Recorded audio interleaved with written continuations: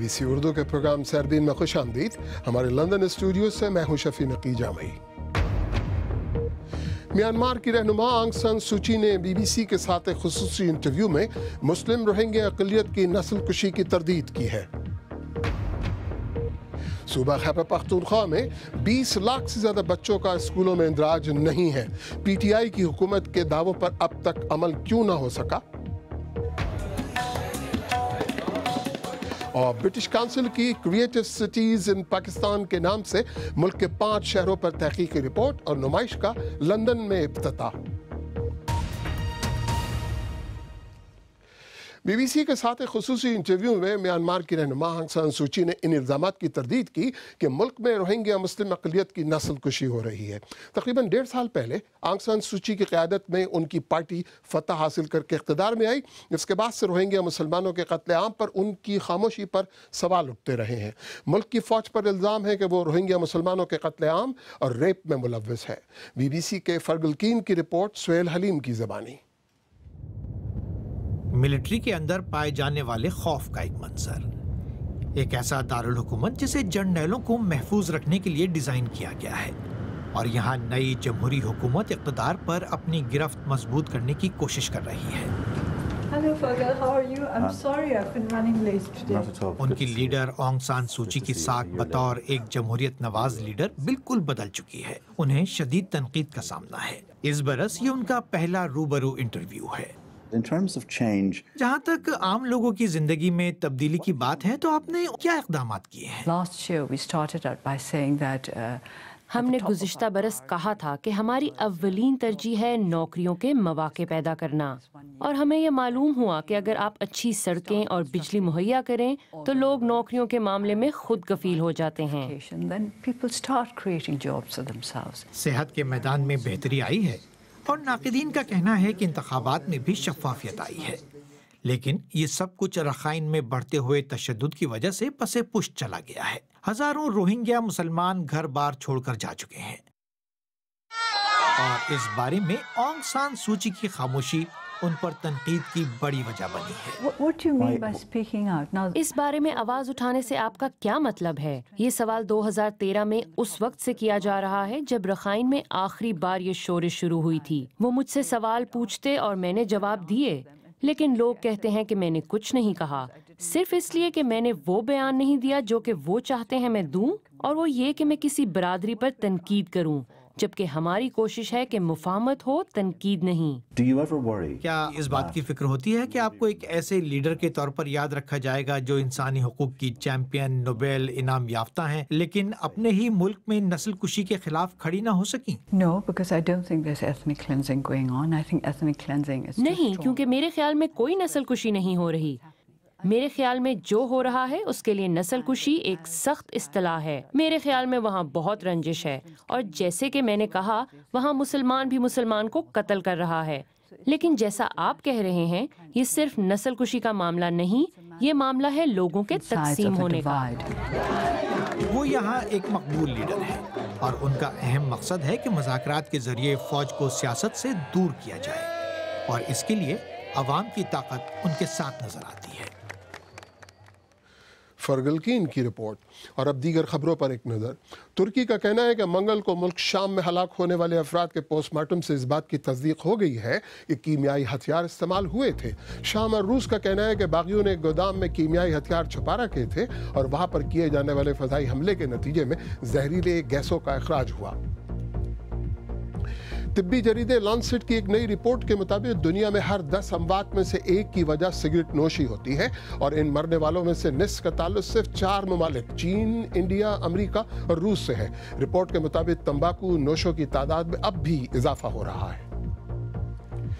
پاکستان کی test cricket team کے کپتان مصباح الحق نے عالمی کرکٹ سے ریٹائرمنٹ کا اعلان کرتے ہوئے کہا ہے کہ پاکستان اور ویسٹ انڈیز کی سیریز ان کی آخری سیریز ہوگی. مصباح الحق نے یہ بھی واضح کیا کہ کرکٹ بورڈ سے ان کی کوئی ڈیل نہیں ہوئی.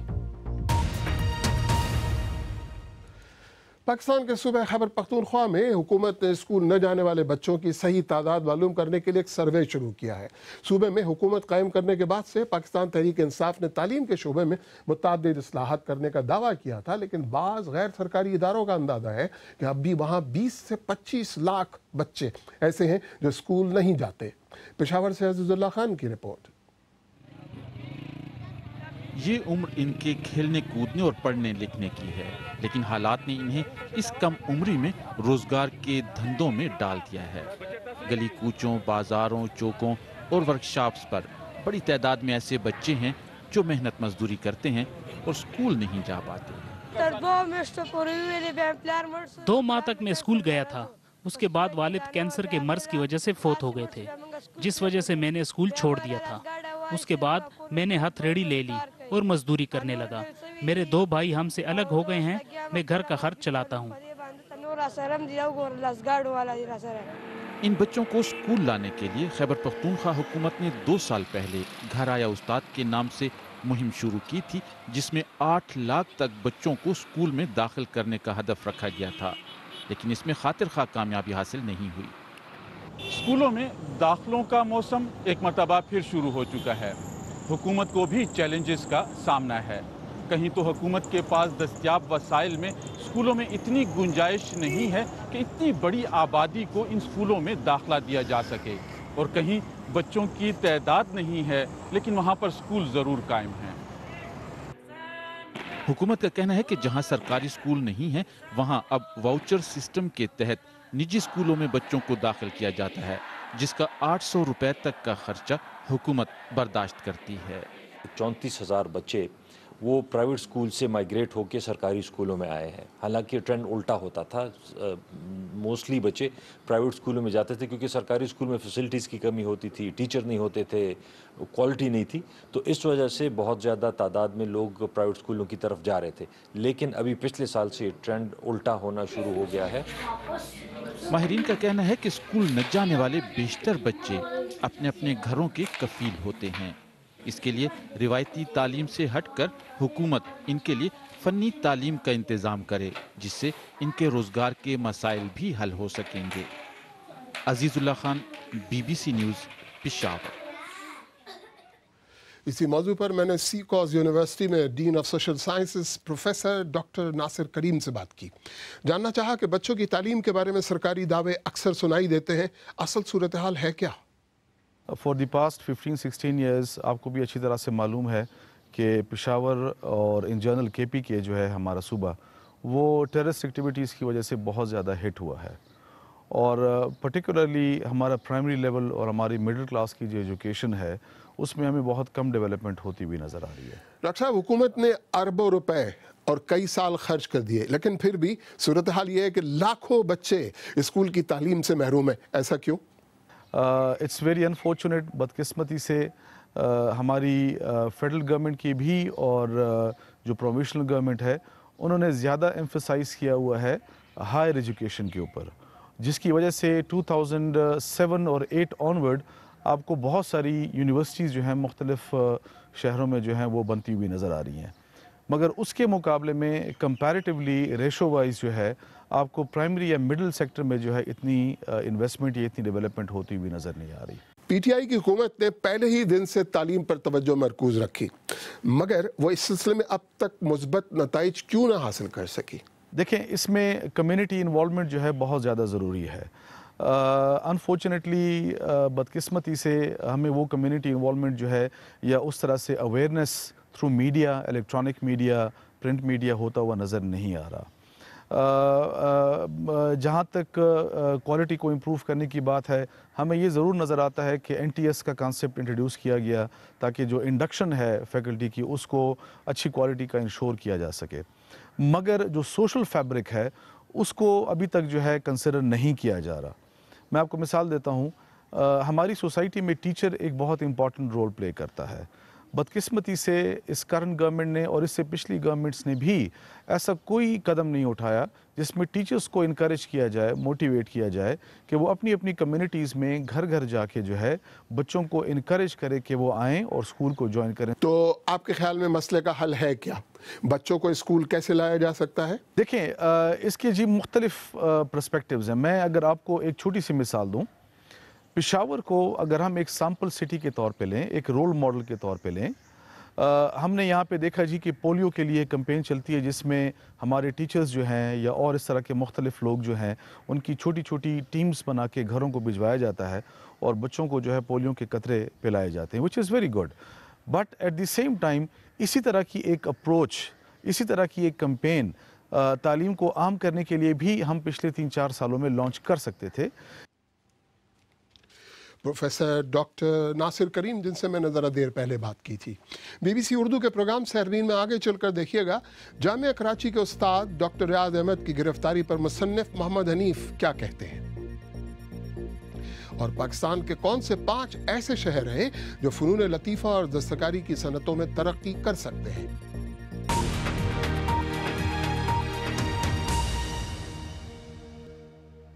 BBC उर्दू के प्रोग्राम सहरवीन में एक बार फिर खुशामदीद।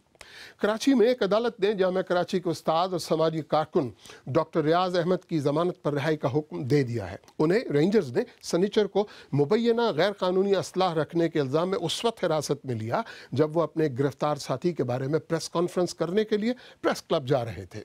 हमारी साथी रमा बासी ने सहाफ़ी और मुसन्निफ मोहम्मद हनीफ से डॉक्टर रियाज की गिरफ्तारी पर बात की और पूछा कि वो डॉक्टर रियाज के बारे में क्या जानते हैं।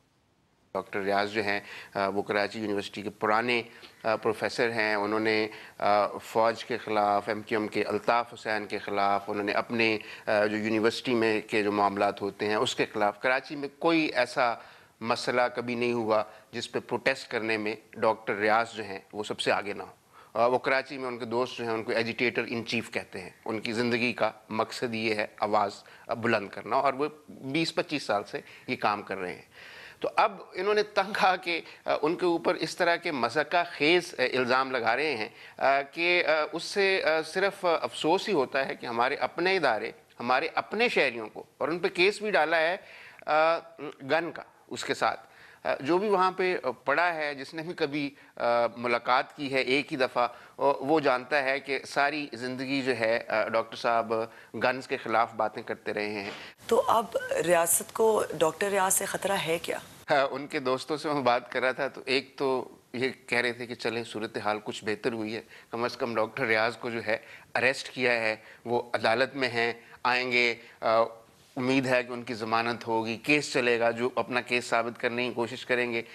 जिन लोगों के हक़ में वो आवाज़ उठाते रहे हैं वो तो जब उठाए जाते हैं तो 4-4 महीना उनके घर वालों को पता भी नहीं चलता। ना ये पता चलता है कहाँ है, ना ये पता चलता है कि इल्ज़ाम क्या है, ना ये बताया जाता है कि आप क्या ना करें तो उसके बाद जो है रियासत आपको तंग नहीं करेगी। मेरा ख्याल है ये रियासती अदारों के मुंह को खून लग चुका है, क्योंकि अदालतें कोशिश करके देख चुकी हैं कि उनको कोई नहीं पूछ सकता कि जिस बंदे को उठा लें, जितने दिन मर्जी रखें, जब दिल करे छोड़ दे। सियासतदान कोई इस पे बोलने के लिए तैयार नहीं है। तो आहिस्ता आहिस्ता उनको लगता है कि जो भी आवाज़ें, चाहे वो 10 लोग ही जो हैं वो कराची प्रेस क्लब के बाहर खड़े एहतजाज कर रहे हों, उनके जहनों में घुस के इस तरह का खौफ फैलाया जाए कि और अगर कोई सोच भी रहा है कि इस तरह की हरकत करे तो वो घर पे बैठा रहे, ना करे। हनीफ, एक तासुर ये भी है कि आप पॉलिटिशियंस को जितनी गालियाँ दे लें, लेकिन जब भी बात आप खुफिया इदारों की या मिलिट्री पर तनकीद करते हैं तो उसको एक मुनज़्ज़म तरीके से जो है दबाया जा रहा है। आपका क्या ख्याल है? अफसोसनाक सूरत हाल ये है कि ये एक रियलिटी है। इसके साथ बहुत अरसे से हम ज़िंदा रह रहे हैं। पहले हम बलूचिस्तान के बारे में सुनते थे, फिर ये ट्रेंड इंटीरियर सिंध में शुरू हुआ, अब आपने देखा है कि कराची में भी ऐसा हो रहा है। और उसके अलावा ये है कि पंजाब में भी आपने देखा पिछले दिनों जो एक्टिविस्ट और ब्लॉगर्स जो थे, ना सिर्फ उन्हें पकड़ा जाता है, गायब किया जाता है, बल्कि उनके बारे में ऐसी अफवाहें फैलाई जाती हैं कि वो अगर आज़ाद भी हो जाएं तो वो मुआशरे में ज़िंदा रहने के काबिल नहीं रहेंगे। ब्रिटिश काउंसिल पाकिस्तान ने मुल्क के 5 ऐसे शहरों पर तहकीकी रिपोर्ट तैयार की है जिनके बारे में उसका ख्याल है कि वो फ़नून लतीफ़ा और दस्तकारी की सनतों में तरक्की कर सकते हैं। क्रिएटिव सिटीज़ इन पाकिस्तान नामी इस रिपोर्ट और इससे मुताल्लिक़ मुख्तसर सी नुमाइश का इफ्तिताह यहाँ लंदन में मंगल के रोज़ ब्रिटिश काउंसिल के सदर दफातर में हुआ। हमारे साथी जावेद सुमरो की रिपोर्ट।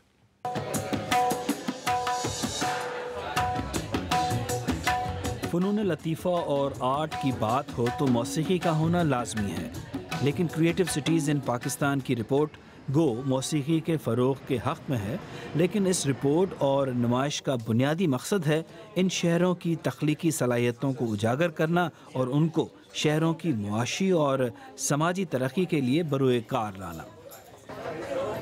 ये रिपोर्ट अब उन 5 शहरों के मुतालिक है जहाँ पे किसी किस्म का भी क्रिएटिव काम होता है, और क्रिएटिविटी की जो हमने इसमें आई वुड से जो डेफिनेशन रखी है वो ये है कि वो काम जो क्राफ्ट से रिलेटेड है, वो काम जो फिल्म मेकिंग से रिलेटेड है, मौसीकी से है, पेंटिंग से है, और बहुत से ऐसे काम जो पाकिस्तान में होते हैं।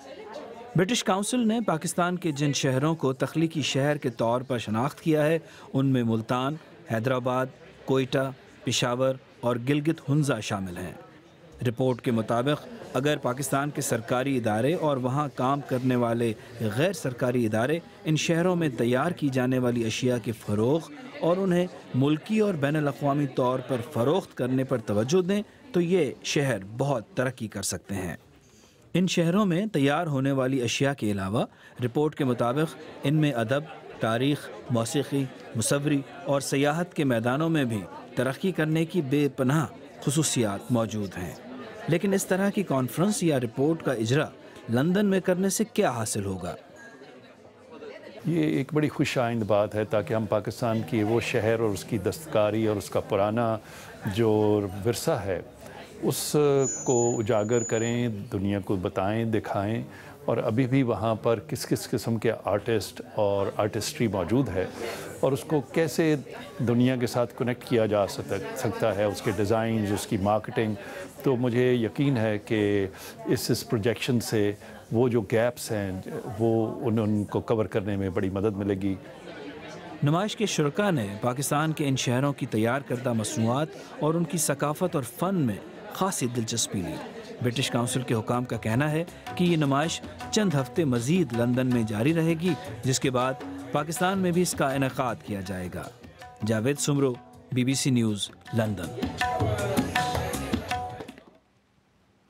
अगर आप चाहें तो मुझसे और हमारी टीम के दीगर साथियों से ट्विटर पर भी रब्ता कर सकते हैं। मेरा ट्विटर हैंडल है @शफ़ी_नक़ी। इसके साथ ही सहरबीन इख्तिताम को पहुंचा, लेकिन प्रोग्राम में पेश होने वाले मौज़ूआत पर अगर आप अपने ख़यालात का इजहार करना चाहें तो फेसबुक पर हमारा सफ़ा हाजिर है। मुझे पूरी टीम समेत इजाज़त दीजिए। खुदा हाफ़िज़।